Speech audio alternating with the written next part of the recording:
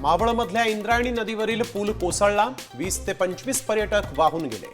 6 जणांचा मृत्यू झाल्याची भीती, 3घांचे मृतदेह सापडले. राज्यात पुन्हा पावसाचा जोर वाढला. रत्नागिरी आणि सिंधुदुर्गला रेड अलर्ट, रायगड पालघर जिल्ह्याला येलो अलर्ट.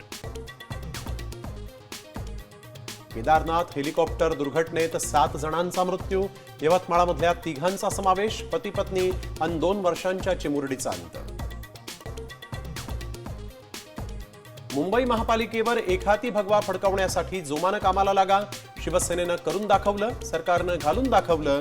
मतदारांना सांगा, उद्धव ठाकरेंचे शिवसैनिकांना आदेश. आदित्य ठाकरेंना मंत्रिपद द्यायला नको होतं, रश्मी ठाकरेंमुळेच शिवसेनेत उठाव झाला. मंत्री भरत गोगावलेंचा गंभीर आरोप. विजय रुपानी यांच्यासह 31 मृतदेहांचे डीएनए जुळले. एअर इंडिया विमान दुर्घटनेतल्या इतर मृतांची ओळख पटवण्याची प्रक्रिया अद्याप सुरूच.